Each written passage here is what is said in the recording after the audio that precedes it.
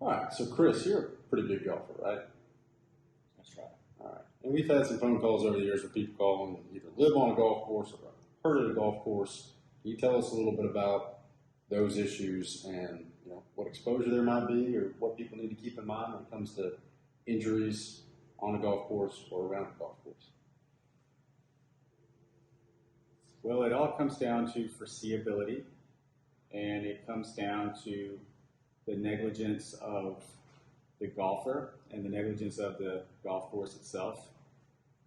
Usually, errant golf balls from a golf course are not going to render the golf club liable. Usually there's easements that exist for homeowners who have land adjacent to a golf course. So if you have golf balls that are constantly crashing through your windows, you might be out of luck, at least in the states of Georgia and South Carolina.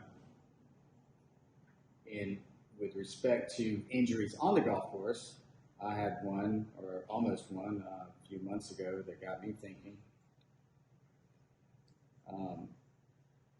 It was a very good shot, but it was about 20 yards right where it should have been, and an elderly man may have gotten hit.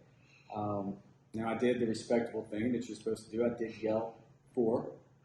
I don't think that he heard me.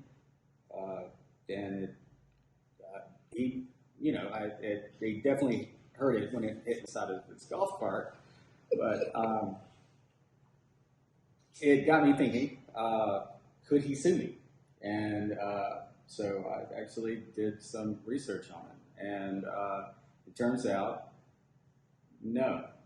Because in Georgia, there's a Supreme Court of Georgia case from 1962 that says that he assumed the risk of playing golf. He assumed the risk of dangers ordinarily incident to the game of golf.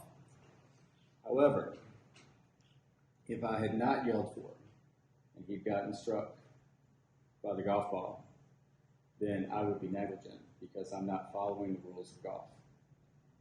And he could sue me. And I'm glad that the high courts of Georgia and South Carolina have addressed that issue. It certainly makes me feel better playing golf. Because as long as you yell for, do you think you're in the clear?